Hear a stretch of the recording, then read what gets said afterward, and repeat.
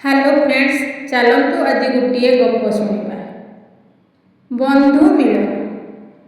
दुई जन बहुत घनिष्ठ बंधु थे। पाठ पढ़ी सारिबा परे जड़े सहर छाड़ी बाहर को भाग्य तैयारी करने को चलीगले। से अति सफल विख्यात होगले। अनेकों लगे से ईर्षणीय होगले। तांको मनरे टिके अहमिका जाता। थरे तांको मनरे इच्छा है थरे जाई तांको बाल्यकालर सहररू बुली आसबे। सेई छोट सहर रे तांको आगमन लगी विशेष स्वागत संबर्धनार आयोजन करा जायतिला। एथिरे भद्रलोकଙ୍କ छाती कुंडेमुट होईगला। किछि समय परे से रहुथिबा डाकबंगलार निज अंतरंग बंधु को खबर पठाई डकाइले।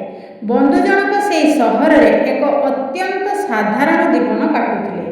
अनेक दिन परे बाल्यबंधु सहित देखा हेबो बोली से गदगद होई दौड़िले। दुई बंधुଙ୍କ मिलन ହେଲା।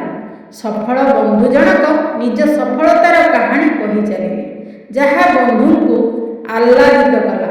सबकिछि शुणी बंधु आत्महरा हेउथांती।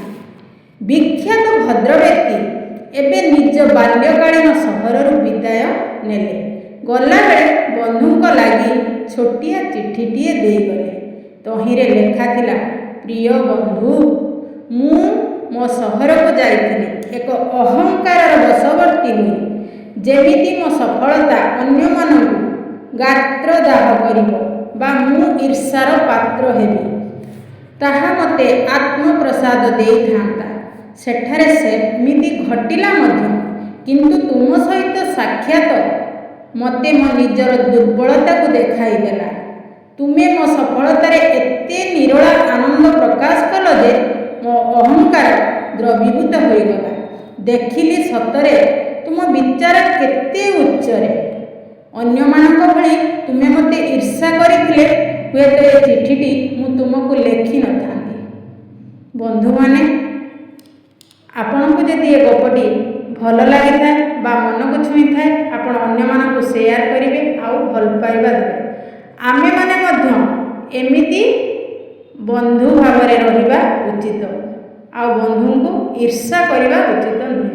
Thank you.